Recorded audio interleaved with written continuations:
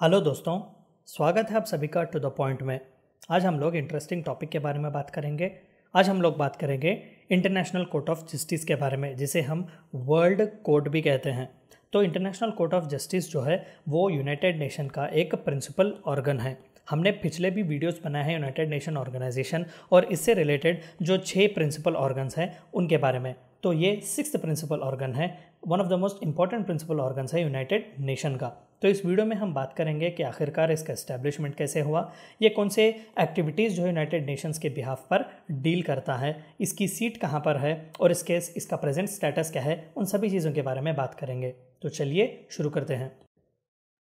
सबसे पहली चीज़ के what is international court of justice. देखिए, it is also called as world court. आपने कहीं ना कहीं सुना होगा न्यूज़पेपर्स में। बिल्कुल, it is principal judicial organ of United Nations. हमने पिछले वीडियोस में भी बात किया कि यूनाइटेड नेशन जनरल असेंबली होती है, which is one of the most important principal organs. ये लेजिस्लेटिव बॉडी की तरह काम करती है। We have also spoken about United Nation Secretariat, जो कि एक एग्जीक्यूटिव बॉडी की तरह काम करता है।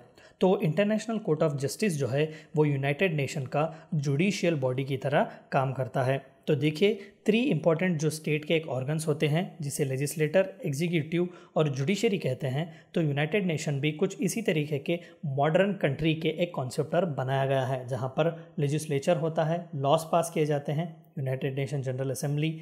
एग्जीक्यूटिव है, जहाँ पर एग्जीक्यूटिव काम होते हैं, यूनाइटेड नेशन सेक्रेटेरिएट। और जुडिशरी रिलेटेड, जहाँ पर जस्टिस एडजुडिकेट किया जाता है इंटरनेशनल बेसिस पर, जो कि वर्ल्ड कोर्ट या इंटरनेशनल कोर्ट ऑफ जस्टिस है। It is the principal judicial organ of United Nations, बिल्कुल। The ICJ settle disputes between states and gives advisory opinion on international legal issues referred to it by United Nation।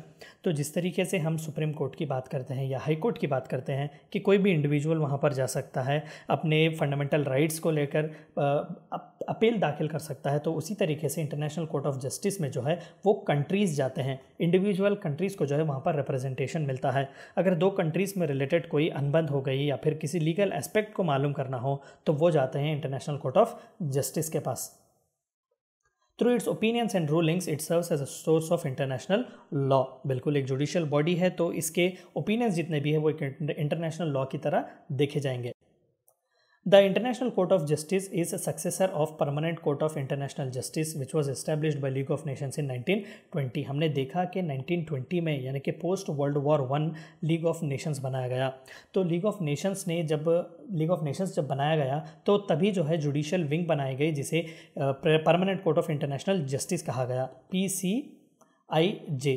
तो 1945 में जब league of nation की failure की वजह से world war 2 आया, तो United Nations league of nation का सक्सेसर बना। और उसी तरीके से, जिस तरीके से permanent court of international justice था, यूनाइटेड नेशंस के नीचे भी एक जुडिशियल विंग बनाया गया, जिसे इंटरनेशनल कोर्ट ऑफ जस्टिस कहा गया। After the second world war, both league and the PCIJ were succeeded by United nation and ICJ respectively. The statute of ICJ draws heavily from that of its predecessor and the latest decision remains valid। तो जितने भी अपने statute है वो अपने predecessor यानी कि permanent court of international justice से ही ड्रॉ करता है। नया चार्टर जिस तरीके से यूनाइटेड नेशन के लिए बनवाया गया था, इसे नहीं बनवाया गया था, लेकिन वो वैलिड है। All members of UN are party to ICJ statute. बिल्कुल, ये जो है वो ICJ स्टैट्यूट एक स्टैट्यूट के तहत बनाया गया था। तो जितने भी 193 मेंबर्स हैं यूनाइटेड नेशन जनरल असेंबली के, वो पूरे जो है इस पार्ट का भी स्टैट्यूट बनते हैं, इस स्टैट्यूट का भी जो है वो पार्टी बनते हैं। हाउ इट वर्क्स, तो ये किस तरीके से काम करता है, आप पिक्चर देख सकते हैं। दरअसल इंटरनेशनल कोर्ट ऑफ जस्टिस है इन द हेग, नेदरलैंड, ठीक है। तो ये इकलौता ऐसा यूनाइटेड नेशन का ऑर्गन है जो यूनाइटेड स्टेट्स ऑफ अमेरिका के बाहर है। जितने भी 5 पिछले वीडियोस में हमने बात की है प्रिंसिपल ऑर्गन्स के बारे में जो कि यूनाइटेड नेशंस के हैं, वो सभी न्यूयॉर्क में जो है वो सेटल्ड है, या फिर न्यूयॉर्क में जो है वो एस्टैब्लिश हैं, उनके ऑफिसेस वहीं पर हैं, लेकिन ये नीदरलैंड में है।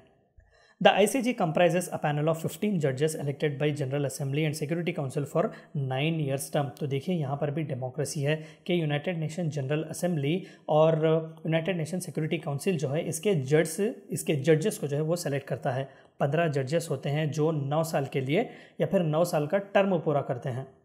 The court is seated in peace palace, तो इसका नाम पीस पैलेस है, आप देख सकते हैं। इन द हेग नेदरलैंड्स, तो नेदरलैंड्स में है। Making it the only principal UN organ not located in New York city, अभी हमने इसके बारे में डिस्कस किया। Its official working languages are English and French. देखिए, मैं एक इंपॉर्टेंट बात आपको कहना चाहता हूँ कि कई बार हम कंफ्यूज होते हैं इंटरनेशनल क्रिमिनल कोर्ट और इंटरनेशनल कोर्ट ऑफ जस्टिस के बीच में। इंटरनेशनल कोर्ट ऑफ जस्टिस जो है वो यूनाइटेड नेशंस का एक ऑर्गन है, यानी कि यूनाइटेड नेशन के स्टैट्यूट के नीचे आता है। लेकिन इंटरनेशनल क्रिमिनल कोर्ट जो है वो इंडिपेंडेंट बॉडी है जो काम तो करती है यूनाइटेड नेशंस के साथ, लेकिन ये एक ऑटोनोमस बॉडी है जो क्रिमिनल लायबिलिटी के बारे में डील करता है। इंटरनेशनल कोर्ट ऑफ जस्टिस अगर कंट्रीज़ के बीच कोई सिविल सूट्स या फिर किसी तरीके के जुडिशियल रूलिंग्स को डील करता है, तो इंटरनेशनल क्रिमिनल कोर्ट जो है वो ह्यूमैनिटी या फिर ह्यूमन जेनोसाइड को लेकर इंपॉर्टेंट एस्पेक्ट्स वो डील करता है। क्रिमिनल जो जितने भी एक्टिविटीज़ होते हैं कंट्रीज़ या कंट्रीज़ के गवर्नमेंट्स को लेकर, अगर कोई शू करना चाहता है किसी दूसरे कंट्री को, तो वो इंटरनेशनल क्रिमिनल कोर्ट में आ सकता है।